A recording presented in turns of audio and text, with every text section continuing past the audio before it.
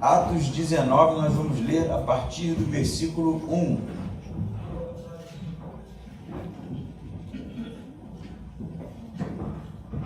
E diz assim: E aconteceu que, enquanto Apolo estava em Corinto, Paulo, depois de atravessar as regiões mais altas, chegou a Éfeso, achando ali alguns discípulos.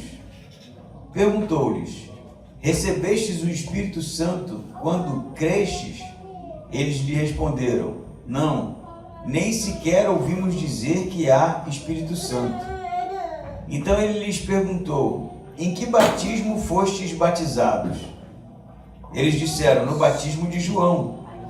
Mas Paulo respondeu: João realizou o batismo do arrependimento, dizendo ao povo que cresce naquele que viria depois dele, isto é, em Jesus. Quando ouviram isso, foram batizados em nome do Senhor Jesus. Quando Paulo lhes impôs as mãos, o Espírito Santo veio sobre eles, e eles começaram a falar em línguas e a profetizar. Eram uns 12 ao todo. Amém? Amém. Nós vimos semana passada a passagem de Apolo, não foi isso? Apolo fica então em Corinto por um tempo, e depois em Efésios por um tempo, depois vai para Corinto, não é? E Lucas vai dizer para a gente que quando Apolo sai de Éfeso e vai para Corinto, Paulo chega em Éfeso, o que vai dar origem à terceira viagem missionária de Paulo.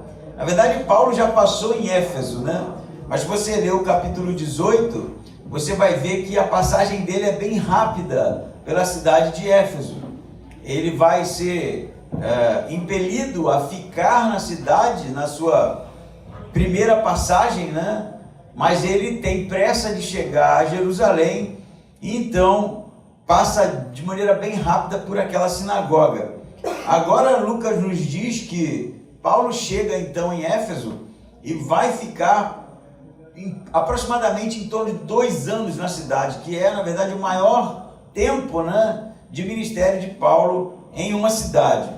Assim como nós vimos semana passada que o texto dizia que Apolo pregava muito bem, né, ensinava muito bem sobre Jesus, tendo conhecimento nas Escrituras, mas lhe faltava o conhecimento do Pentecostes, não foi isso?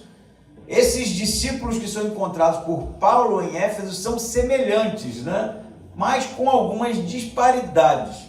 Se a gente prestar atenção, ele faz questão de dizer que Apolo foi para Corinto e Paulo veio para Éfeso, né? Tem essa intenção mesmo de Lucas, de mostrar que Apolo não era como esses discípulos, embora Apolo conhecesse somente o batismo de João, o que é semelhante ao que está acontecendo aqui nesse texto.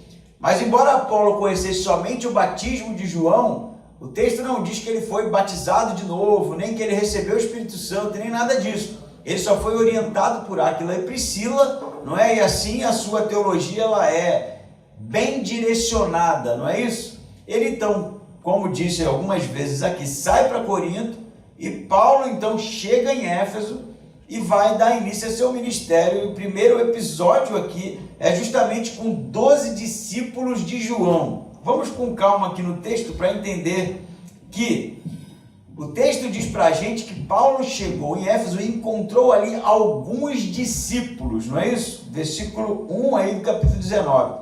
O que isso significa? Por causa da complexidade do texto, alguns vão dizer que eles não eram discípulos de Jesus, ou melhor, não eram cristãos, eram discípulos de João Batista, porque o texto vai dizer que eles foram batizados no batismo de João. Mas isso seria um problema afirmar, porque toda vez que Lucas usa a palavra discípulos em Atos, ele na verdade está se referindo a discípulos de Jesus. Não existe em Atos a expressão discípulos como sendo discípulo de alguma outra coisa, a não ser que a expressão esteja discípulo de João. Aí beleza, é de João. Mas quando há só discípulo isolado, a palavra discípulo é porque era discípulo de Jesus. E ele identifica esses 12 como sendo discípulos de Jesus, mas com algumas coisas esquisitas, não é? Por exemplo, Paulo vai abordar os 12 com duas perguntas. A primeira é se eles receberam o Espírito Santo quando creram. E a segunda é em que batismo vocês foram batizados. Antes de nós respondermos isso com o texto, o que significa esses 12 homens? O número 12, na verdade, não tem importância aqui, porque Lucas diz que era em um grupo de uns 12, né? Uns 12 discípulos. Porque não é aqui uma referência aos 12 discípulos de Jesus, nem às 12 tribos de Israel, nem nada disso. Mas eles eram um grupo que se reunia provavelmente para adorar. Por isso que estavam juntos, né? Não eram judeus da sinagoga, porque não é descrito o encontro de Paulo com eles na sinagoga. Não é também um grupo de cristãos conhecido pela igreja, porque o encontro demonstra que há uma estranheza da parte de Paulo no tipo de profissão deles, de profissão de fé deles. Mas eles eram um grupo que se reunia para adorar e provavelmente eram judeus. Por quê? Porque eram discípulos de João. E João, ele efetivou todo o seu ministério em Israel, não é? Em Jerusalém, na verdade, ali, parte Jerusalém, parte Galileia. Então, esses homens, em algum determinado momento, receberam o ensinamento ou de discípulos de João, ou do próprio João, não sabemos, até porque nós estamos aqui pelo menos 30 anos depois do ministério de João, o ministério, obra e morte de João Batista. Então, judeus que foram discipulados através do ensino de João Batista, batizados no batismo de João Batista, mas que em sua doutrina haviam elementos cristãos, por isso são discípulos aqui no texto. Eles provavelmente receberam de João Batista, além do ensino com base no arrependimento, né? Porque essa era a pregação de João Batista: arrependei-vos e crei-vos, né? Produzi, pois, frutos dignos de arrependimento. Não é isso? A pregação de João Batista era sobre o arrependimento e sobre uma escatologia, né? Que dizia que o Messias viria para julgar, não é? A pregação de João Batista era: o machado já está posto na raiz, não é? A pá já está jogando no fogo, não é? Aquilo que não serve, que não tem serventia. Era um discurso, ao mesmo tempo, messiânico, mas também escatológico, de juízo, não? Uma pregação bem dura. E o que era o batismo de João? O batismo de João não era um batismo que pretendia perdoar pecados, que seria um absurdo, né? João não seria alguém que diria que através do batismo dele os pecados estavam perdoados. Nunca, de maneira nenhuma. Na verdade, o batismo de João era o símbolo de alguém que estava arrependido e demonstrava isso através do batismo. Então, o batismo de João não perdoava pecados.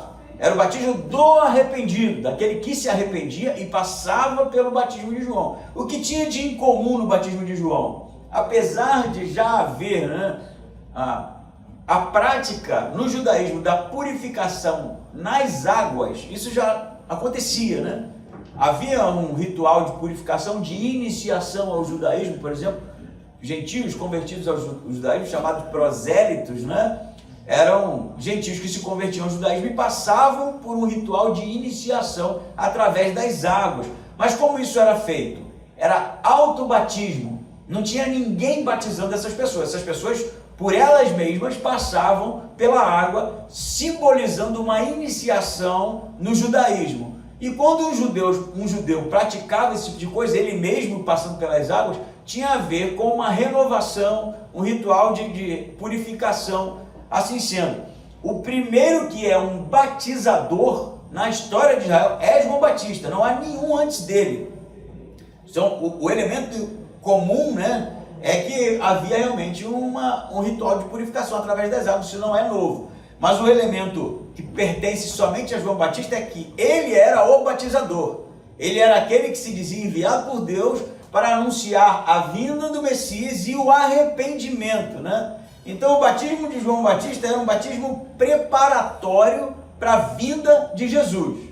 estava preparando o povo para a vinda de Jesus. E o que é que aconteceu com esses discípulos de João aqui? Eles ensinaram, ou foram ensinados a eles, foi ensinado a eles o arrependimento dos pecados. E eles foram batizados, né? Passaram pelas águas, como símbolo de alguém que estava realmente arrependido de seus pecados. Provavelmente receberam também alguns elementos que apontavam para Jesus como o Messias. Mas a gente não sabe até que ponto esse ensinamento foi, porque eles, por exemplo, não conhecem, o texto vai dizer isso, né? Quando Paulo pergunta, vocês receberam o Espírito Santo quando creram? A resposta deles é, nem sequer ouvimos falar do Espírito Santo, não é? O que gera alguma estranheza. Que, como pode judeus, se eles fossem judeus, ou se eram judeus, ou mesmo não sendo judeus, como receberam o ensino de João Batista, que realmente ensinava sobre aquele que viria batizar com fogo e com o Espírito Santo, e não conheciam o Espírito Santo, né? Na verdade, provavelmente aqui é um problema de tradução, é o que todos têm apontado. É possível que a resposta deles seja semelhante à de Apolo, ainda não sabemos do derramamento do Espírito Santo. Não que eles nunca ouviram falar do Espírito Santo, não faz nem sentido por conta de serem discípulos de João Batista. Então a primeira pergunta de Paulo, vocês receberam o Espírito Santo quando vocês creram? Por que Paulo pergunta isso? Porque Paulo vai se encontrar com os 12 e ele vai fazer as perguntas no sentido de entender que tipo de crença era deles, porque eles eram um grupo estranho no sentido de que não pertenciam ao judaísmo da sinagoga, também não pertenciam à igreja cristã. Eles tinham elementos únicos deles, por isso a pergunta de Paulo. A pergunta de Paulo tem um significado de conhecer, né, de saber, ele busca saber a crença deles, mas também tem uma afirmação muito interessante que a gente vai encontrar logo no primeiro século, que a pergunta de Paulo, embora seja num tom de indagação, ela tem uma afirmação. Vocês receberam o Espírito Santo logo quando creram? Por que ele pergunta isso? Porque era assim que acontecia. Quando a pessoa cria, e crer aqui é crer em Jesus como Messias, como Senhor e Salvador, se recebia o Espírito Santo. A marca daquele que havia crido em Cristo era o recebimento do Espírito Santo. Por isso que Paulo pergunta para eles. O grupo está reunido lá. Eles possuem alguns elementos que apontam para Jesus. E aí a pergunta de Paulo é, vocês receberam o Espírito Santo quando vocês creram? Por que ele pergunta isso? Porque era assim que acontecia. Senão ele nem faria esse tipo de pergunta. E isso no final da história é um elemento muito importante para nós salientarmos, no sentido de que não há conversão, não há cristianismo, não há crença cristã sem o recebimento do Espírito Santo. Não há. Você pode ser alguém, né, que se diz cristão, como eu, quando era adolescente, dizia que era católico, porque estava na minha certidão de nascimento, mas eu fui batizado quando criança, né? E nunca sequer entrei numa igreja católica, a não ser para um casamento ou outro, né? Mas dizia, sou católico, né? Porque todo mundo dizia que era católico. Porque era necessário ser católico, porque se você não fosse católico, você era pagão, né? Então, era só um rótulo, né? E isso não significava que eu pertencesse àquele grupo. No que tange a questão do cristianismo, é o que o texto vai dizer aqui, a marca registrada do crente é o recebimento do Espírito Santo. Receberam o Espírito Santo quando vocês creram? Por que Paulo pergunta isso? Porque todos que creram receberam o Espírito Santo. Amém? Amém. Se eu perguntasse para vocês aqui, vocês receberam o Espírito Santo quando vocês creram? Sim. Aí você vai me responder assim, como que eu sei? Como que eu sei, pastor? Como é que eu sei que eu recebi o Espírito Santo, né? E aí é uma questão interessante, porque você vai perceber que em Atos, o Espírito Santo é recebido de algumas maneiras, né? Ou melhor, com alguns sinais. Em alguns momentos se fala em línguas e profetiza. Em outros momentos não tem a narrativa. Por exemplo, nós vimos quando Paulo chega em Filipos, né? e prega para as mulheres e elas se convertem, não tem nada descrevendo dom de línguas, não é? E em determinados momentos há realmente a manifestação do dom de línguas. Então, não é necessariamente preciso uma manifestação pública, audível, do recebimento do Espírito Santo. O que há é uma marca na mudança, na transformação que o indivíduo sofre em tendo um encontro genuíno com Jesus. E o que é ter um encontro genuíno com Jesus? É uma pergunta. O que é isso, afinal de contas? Já que Jesus não está aqui entre nós para eu ter um encontro com Ele, né, como era no primeiro século, mas assim como esses homens e outros, tantos outros que estão depois da morte e ressurreição de Jesus, que não vão ter um encontro físico, né, com Jesus, vão se encontrar com Jesus, o encontro com Jesus hoje insta no fato de que você recebe, né, um conteúdo, ouve um conteúdo, compreende um conteúdo correto, que fique salvo dito aqui, sobre a pessoa de Jesus. Percebam aqui, eles eram discípulos de João, levavam a sério o reino de Deus, porque essa era a pregação de João, eram 12, né, que estavam juntos ali, eles conheciam sobre Jesus alguma coisa, embora a gente não saiba o quanto, mas eles não possuíam o Espírito Santo. Por quê? Porque o ensino não era o correto, ou melhor, não era o ensino adequado, completo. Você percebe isso? Então não adianta dizer, Jesus te ama, e a pessoa, achei lindo, e ela recebe o Espírito Santo. Não se trata disso, se trata de uma compreensão realmente fiel à doutrina apostólica, para que, através do convencimento intelectual, e quando eu falo intelectual, eu falo da compreensão da gente, haja o desejo, a manifestação, o arrependimento real, um coração realmente contrito para que o Espírito Santo habite em nós. Então, o arrependimento sem a doutrina, sem o ensinamento correto, não produz o recebimento do Espírito Santo, porque se produzisse, eles teriam.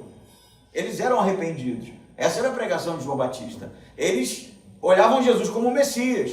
João Batista também ensinava isso, mas eles não tinham o Espírito Santo. Por quê? Porque faltava alguma coisa.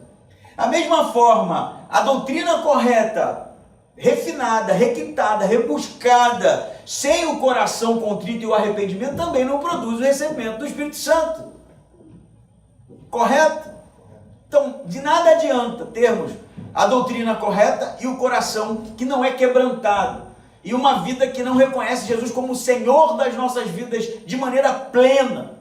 De nada adianta também sermos pessoas contritas, quebrantadas e não conhecermos a pregação apostólica, o ensinamento correto sobre a obra e vida de Jesus Cristo morto e ressuscitado. Isso é extremamente importante, por isso que Paulo tem todo o cuidado de ensiná-los corretamente.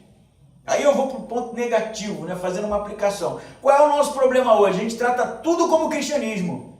Tudo. Se reuniu, falou Jesus, é uma igreja cristã. Pera lá, se Paulo tivesse aqui, será que os grupos que nos circundam, será que a nossa igreja ia passar no crivo nas perguntas? Porque ele ia querer saber.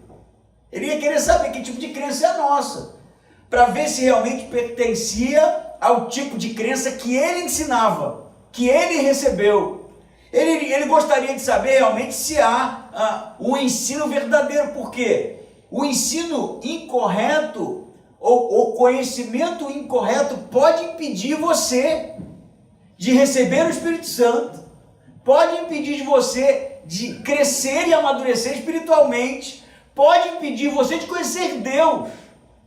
Percebe isso? Por isso você percebe também a responsabilidade que a igreja tem de trazer luz às pessoas, de ser a candeia, de ser aquele realmente que traz a mensagem genuína a ponto de fazer com que os olhos das pessoas se abram para o conhecimento da pessoa de Cristo, de maneira responsável.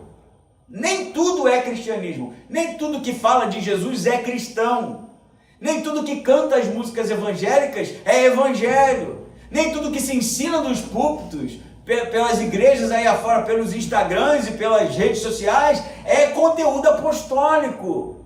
Se o grupo não confessa Jesus como Senhor e Salvador da sua vida, não é? Senhor mesmo. Se o grupo não confessa que Jesus é o Filho de Deus, divino, não é? Como Paulo diz em Colossenses, imagem perfeita do Deus invisível, aquele que se pode ver, a imagem perfeita de Deus, divino, de mesma essência que Deus. Se o grupo não confessa que a necessidade do homem pecador é realmente de um Salvador, que é o Jesus o Cristo, se o grupo não confessa a sua condição de pecador, se o grupo não confessa que o Espírito Santo é aquele que vem para marcar, para selar todo aquele que segue Jesus, não é cristão.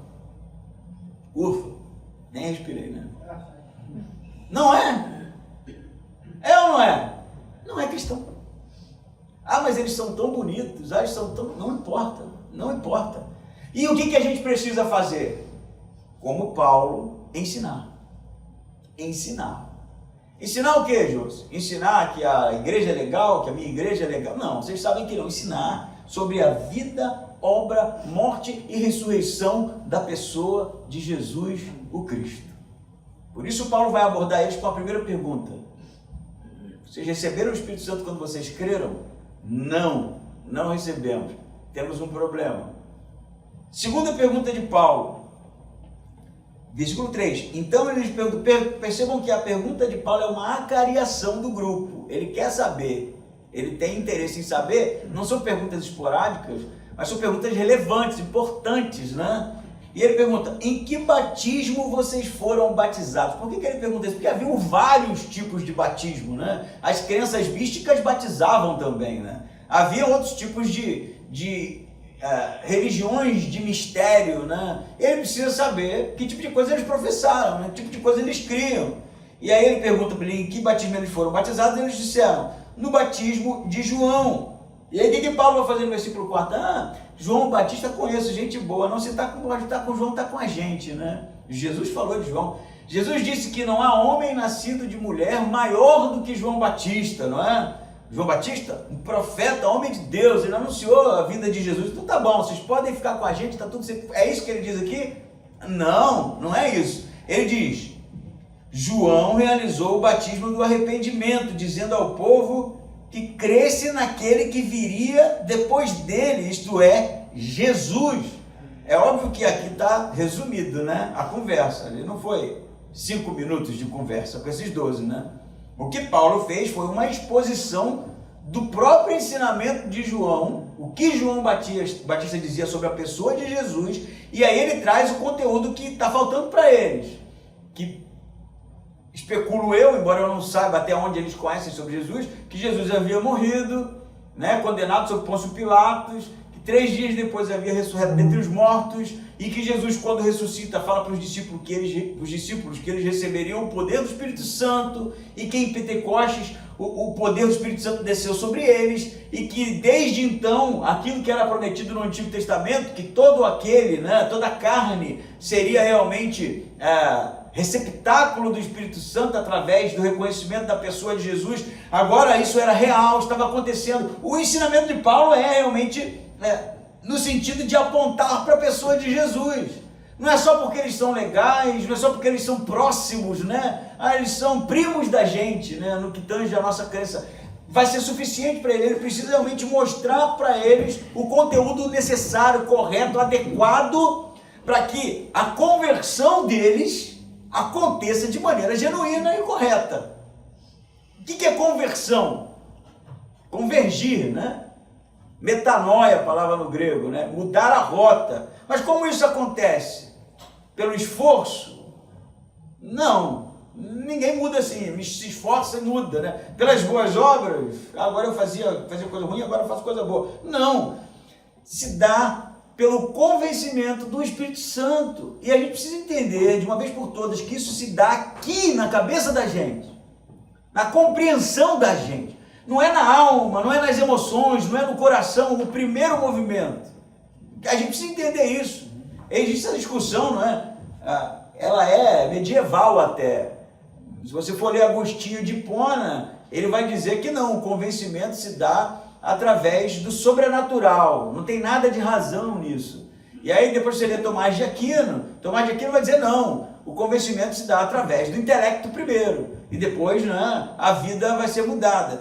Embora, né, a gente saiba, como diziam os antigos, quem não vem no amor vem pela dor, né? E que muitas vezes as pessoas se encontram em condições realmente emocionais precárias, e a mensagem do Evangelho pode ser um elemento importante ali para que haja uma mudança, mas a mudança principal se dá na compreensão. Por exemplo, se você não tiver condições de entender que você é pecador, do que você vai se arrepender? Mas para que você chegue a essa conclusão, você precisa entender isso. Isso precisa ser ensinado. Isso precisa ser dito. Não é isso?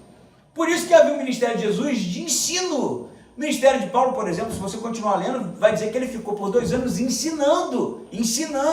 Paulo não era um pregador de rua, né, que ficava pregando. Apolo até poderia ser, mas Paulo não era um pregador de rua cujo ministério era a pregação, era o ensino dele. Ele ensinava, ele mostrava nas escrituras, mostrava através dos profetas, fazia exposição bíblica, para que as pessoas entendessem e através da compreensão se arrependessem e recebessem realmente o Espírito Santo e a vida fosse mudada. Nós vivemos um tempo que realmente ignora o conhecimento, não deseja o conhecimento. As pessoas vão muito para a igreja pelas emoções, pelo tanto de experiências emocionais elas podem ter na reunião. Por isso que é meia luz, não é? Por isso que é a parede preta que a gente zoa. O que é esse estilo musical bem tristão, não é? Aqueles pianinhos, o que é isso? É a experiência emocional. Aí a pessoa chora, aí a pessoa rola no chão, aí a pessoa dá um grito, né? Extravasa. E quando não tem isso, aí fala que a igreja é fria. A igreja é muito fria. Mas se essas pessoas frequentassem as igrejas do primeiro século, elas ficariam horrorizadas. Por quê? Eu vou dizer para você, a gente vai chegar nisso, mas quando Paulo está se despedindo das igrejas e ele vai fazer aquele sermão que o rapaz cai do 2º andar e morre, né? Quem leu Atos conhece essa história. O sermão de Paulo já tinha mais de 2 horas quando o cara caiu. Era assim que era. Não tinha louvor lindo e maravilhoso com guitarra, com bateria, né? Eles provavelmente cantavam os salmos, alguns salmos, liam, né? E aí era, palavra, mano. Horas e horas e horas e horas ensinando, porque era assim na sinagoga, porque era assim no templo. Palavra, ensinamento, exposição, estudo, pergunta, resposta. Um culto no primeiro século seria Paulo aqui, ensinando e abrindo para pergunta. Tem uma dúvida? Tem. Ensina, mostra. Era isso. Mas hoje, não consigo ler um livro. Como, pô? Como é que a gente vai fazer com isso? A Bíblia, pastor, não tem uma dificuldade. Mano, não pode ter, a gente vai ficar vendido. E a geração seguinte, que nunca viu a gente ler a Bíblia. Não pode. Inconcebível isso. Eu já falei, né? Não consegue ler, ouça. Alguma coisa tem que fazer. O conhecimento das Escrituras precisa estar entranhado na nossa mente, entranhado na nossa alma. A gente sabe esse negócio e sabe mesmo, porque é só assim que a gente vai poder ensinar. Se você tirar isso, vai ensinar o quê? Vai ficar falando o quê? Aí a gente vai ter que se limitar às experiências. Aí vamos fazer uma igreja, né, nos moldes da pós-modernidade, né? Luzinha, clima emocional, você vai chorar, porque tem um monte de experiência ruim, né? Eu posso aqui falar, agora você ajoelha no chão, você vai perdoar teu pai que te fez mal, tua mãe, né? Aí tu chora mesmo, porque quem não tem problema com essas coisas, né? Mas não é sobre isso, querido. Por isso que Paulo está dizendo aqui, de maneira eficiente, que a crença deles, a profissão de fé deles, estava realmente inadequada, faltavam elementos, e ele vai corrigir isso, gastar um tempo, ensiná-los, não é? E aí a beleza do texto é que depois disso tudo, que o texto vai dizer que eles foram, aí que é bom, né? Aí que eu gosto, rebatizados. Olha os batistas aí, né? Rebatizados, Mano Brown. Você sabe que os batistas, né? O nome original era anabatistas, os rebatizadores, né? Embora haja uma discordância histórica sobre isso. Mas, por que eram rebatizadores? Porque batizavam todos que fossem batizados no batismo católico. Aí eles rebatizavam, eles não aceitavam o batismo de infanto, por exemplo, que era o batismo católico. Não. não confessou, não vale, vamos rebatizar. E aí eles começaram a rebatizar os reformados, porque, né, tinha toda a reforma intelectual, teológica, mas o batismo era pedobatismo, batizava a criança, os anabatistas faziam o quê? Rebatizavam. Ah, é a aspersão, rebatizavam, porque o batismo bíblico é o batismo da imersão, não é?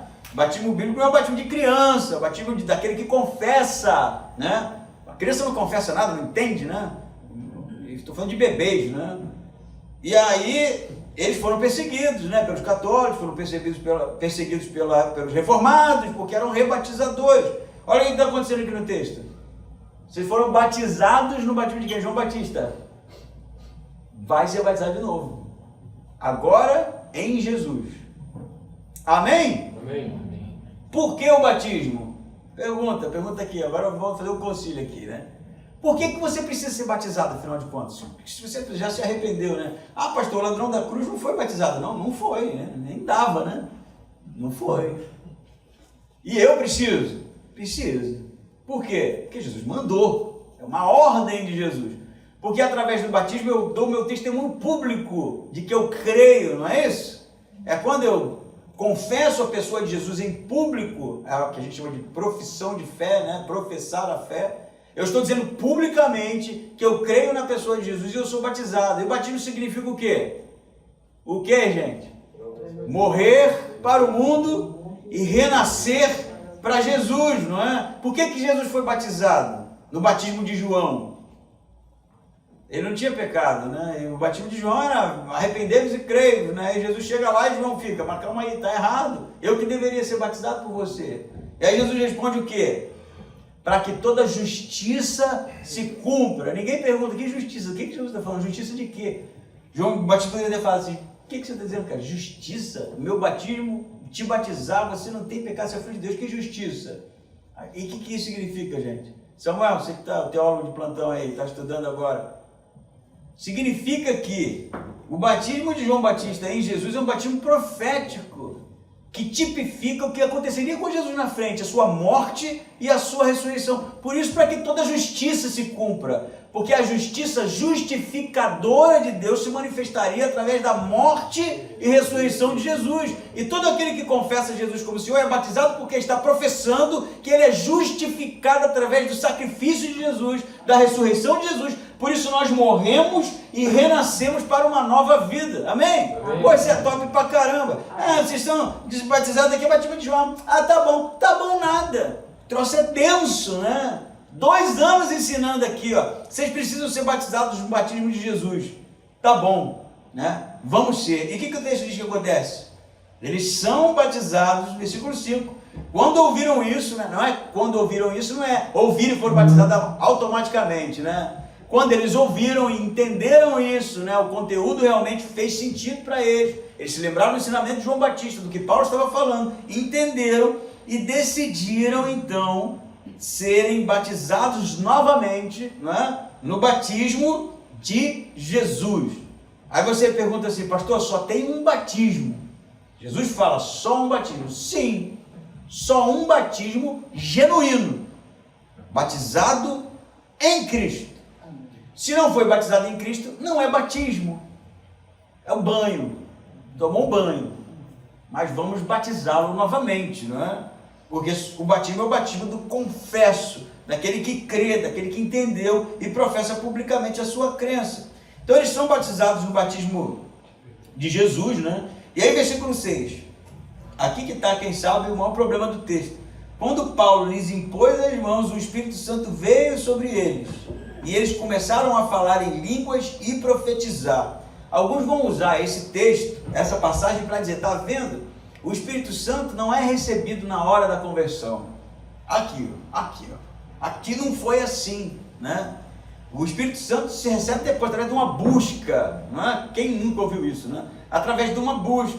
Aí nós temos um problema, que é, se o selo da promessa é o recebimento do Espírito Santo, se é o Espírito Santo quem nos convence da justiça, do pecado e do juízo, se o Espírito Santo é o selo da salvação, como é que eu me converti se eu não tenho o Espírito Santo? Esse é um problema, por exemplo, daqueles que creem, né, no milênio escatológico, mas eu não vou falar disso aqui, mas só para ilustrar, de que vai haver um arrebatamento dos crentes, né? Os crentes vão ser arrebatados, e aí quem ficar aqui vai ficar sofrendo, né, os cálices, toda a ira de Deus, mas depois de um tempo eles vão se converter. É a pergunta que fica, mas quem vai convencê-los? Não tem crente mais? Quem é que convence isso? O Espírito Santo é que vai convencer, mas o Espírito Santo conversa através de quem? Do crente. Do crente. O Espírito Santo não convence através do ar, da eletricidade, da luz. O Espírito Santo não é uma energia, o Espírito Santo não é uma coisa, a Shekinah no templo. Não, o Espírito Santo é a presença de Deus no crente, na vida do crente. Vou melhorar isso, porque a presença de Deus pode parecer que o Espírito Santo não é uma pessoa da Trindade, não é? É Deus, mas que foi enviado para ser o Consolador e aquele que habita em nós, não é? Esse é o Espírito Santo. Então quem é que convence as pessoas? É o Espírito Santo através de quem? Da gente. A gente precisa estar presente. A gente precisa estar falando, porque você é o portador do Espírito Santo. Por que Paulo impõe as mãos neles aqui, e eles recebem o Espírito Santo, e eles não receberam em nenhum outro momento? Porque da mesma maneira que aconteceu com Cornélio, que teve a visão do anjo, e a gente já estudou esse texto, e que era necessário Pedro estar lá, não é? Porque Pedro era o portador do Espírito Santo, não só Pedro, todos aqueles que tinham recebido o Espírito Santo, mas era necessário alguém com o Espírito Santo para ser usado para a pregação e o convencimento. Se não há esse, não tem recebimento do Espírito Santo. Na verdade, você não vai encontrar texto no Novo Testamento de alguém que recebeu o Espírito Santo ouvindo a pregação de quem não era crente. Não tem isso, não existe isso. Existe o convencimento através do crente que possui o Espírito Santo.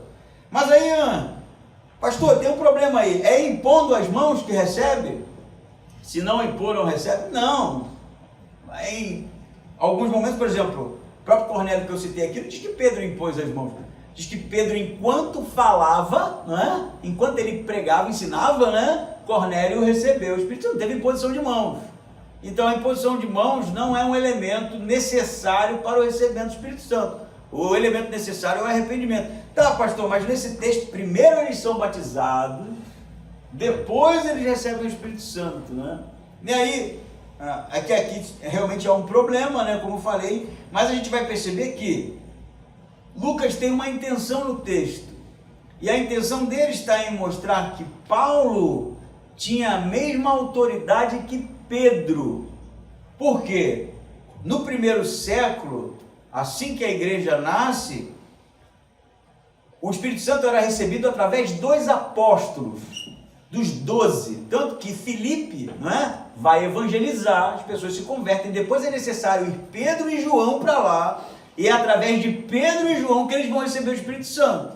Foi assim no início, na primeira geração. Então, em alguns casos, era relevante ter um apóstolo para que a comunidade reconhecesse que realmente houve um elemento sobrenatural cumpridor do Antigo Testamento. Isso precisava ser visível, isso precisava ser audível, porque não adiantaria você chegar para um judeu e dizer: o Espírito Santo está sendo derramado sobre toda a carne, como disse Joel. Aí ele fala: como é que você sabe? Eu sinto.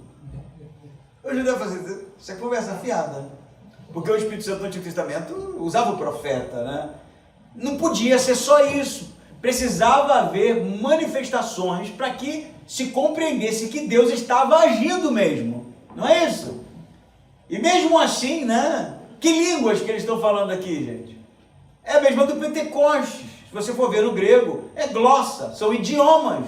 Eles começam a falar em idiomas em Éfeso. Mas por quê, pastor? Porque eles são judeus e estão em Éfeso, que é uma cidade grega, e quando eles começam a falar em idiomas, na verdade é a reafirmação de que o Evangelho seria pregado a toda criatura, e que até os gentios que falavam outros idiomas receberiam o Espírito Santo. Aí faz todo sentido, não é? Vocês foram batizados no batismo de quem? De João. Vocês não receberam o Espírito Santo? Nós nem ouvimos que o Espírito Santo foi derramado. Olha só, judeus, né? E aí Paulo vai ter que fazer a exposição como se eles fossem crianças, como se fosse o início. Não, o Espírito Santo foi derramado sobre todo que crê, até os gentios, Ah, não, será que é isso mesmo? É isso mesmo. Aí nós então recebemos Jesus como Senhor. Pum! Aí o que eles falam? Outros idiomas. E o que eles vão entender disso? Óbvio, o Evangelho está sendo pregado a todas as nações. E eles vão compreender. Mas é necessário entender que, primeiro elemento, o Evangelho precisa ser ensinado adequadamente, corretamente, não é? Para que você ensine corretamente, você precisa conhecer corretamente. Segundo elemento, o batismo é a confissão de fé pública dos que creem na pessoa de Jesus, que significa morrer para o mundo e renascer para Cristo, à luz do que foi o ministério de Cristo, que morre e ressuscita. Amém? Terceiro ponto dessa mensagem. O Espírito Santo, ele é derramado sobre aquele que é convencido pela pessoa do Espírito Santo através do crente. Do crente. Se a gente ficar olhando para o mundo reclamando que está tudo ruim, que as pessoas estão perdidas, vão todo mundo para o inferno e não abre a nossa boca, de quem é a responsabilidade? Nós. Única e exclusivamente nós. Porque se as pessoas não estão mudando, se o mundo está indo cada vez para um lugar desagradável e nós não fazemos a diferença, o Espírito Santo está em nós. E quando nós não transmitimos, como é que a pessoa vai entender o Evangelho? Como é que a pessoa vai receber o Evangelho? A gente acha que vai um anjo lá na casa dele, abrir e explicar para ele. Não foi assim com Cornélio, vai ser assim no nosso tempo. Não. O que precisa realmente é nós que somos portadores do Espírito Santo, entendermos a nossa responsabilidade quanto igreja e começarmos a compartilhar, a pregar, a ensinar sobre obra, vida, morte e ressurreição de Jesus e o derramamento do Espírito Santo. Aí a gente vai falar em línguas, pastor? Acho difícil. Por quê? Por que você falaria em idiomas aqui na igreja, por exemplo? Não tem nenhum gringo aqui. Não tem ninguém aqui que fale um idioma que necessite realmente entender através. Não tem. Então, isso era algo necessário no primeiro século. E eu não vou dizer para você que não acontece mais. Eu não sou sensacionista, né? Claro que acontece. É claro que milagres acontecem. É claro que profecias acontecem. Isso, óbvio, da parte de Deus, que precisa realmente ter muito discernimento para que a gente entenda o que é de Deus, o que não é de Deus. Eu vou dizer para você, 99% que você ouve não é de Deus. Mas, ao mesmo tempo, não é ou não faz sentido mais a gente se reunir para ficar falando em idioma numa igreja que todo mundo fala português, por favor, né? Se nós já entendemos isso, é óbvio que o Espírito Santo entendeu muito mais do que nós. Pode ser que num dia que você necessite fazer uma viagem para a África, para um país realmente de língua desconhecida, o Espírito Santo te use e você fale em línguas lá. Antes disso, Beribitã, Catamanda, Xaramaná e Cantarébias é carnalidade.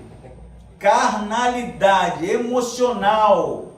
Não é Bíblia. E aí você vai dizer, ah, pastor, eu entendi tudo, mas eu não concordo com isso não. Me convença. Se você não me convencer aqui, não adianta contar a história da Maria, do João, do José, que não muda absolutamente nada. Amém? Amém. Somos, não nossa igreja como uma seita, né, dos corretos, não estou falando disso. Falando do crente, né? Somos guardiões da doutrina apostólica. Nós estudamos a Bíblia, nós queremos conhecer a pessoa de Jesus, nós investimos tempo no conhecimento de Cristo, porque esse realmente é o legado deixado pelos apóstolos para a sua igreja. Se eu não me enquadro nisso, eu preciso mudar isso. Eu preciso pedir para que Deus me ajude a mudar isso, para que eu seja realmente alguém que ensina o Evangelho, que vai gerar mudança na vida das pessoas. Amém? Amém. Acho que é isso, né? Eu lia um livro do N.T. Wright, e ele contava uma história de uma mulher, uma senhora, né? Da igreja lá onde ele pertencia, é a igreja anglicana, né? E eles celebram a ceia com uma hóstiazinha, né? Aquela hóstiazinha e o cálice. Não é o pão plus vita que a gente usa, é uma hóstia bonitinha, né? Não que o nosso não seja bonitinho. Aí disse que a senhora sempre pegava um pedaço, partia no meio e dava para o gato, que ela levava para o culto. E aí o pessoal ficava horrorizado, né? Porque já havia ensinado para ela, gato, como assim gato? E, mas por que a senhora está fazendo isso, dona fulana? Ela falou, não, eu faço isso porque Deus me falou que esse gato é a reencarnação do meu marido. Não, né? Não pode, né? Porque se a gente deixa esse tipo de coisa acontecer como se não fosse uma preocupação nossa, a nossa igreja não chega no meu filho. Acaba. Ou vira uma bagunça total, né? Então, muita responsabilidade, seriedade realmente. Precisamos dedicar tempo ao estudo da palavra, precisamos dedicar tempo ao conhecimento da pessoa de Jesus, precisamos dedicar tempo em conhecer as Escrituras, porque essa é realmente a garantia de que estamos fazendo a coisa certa.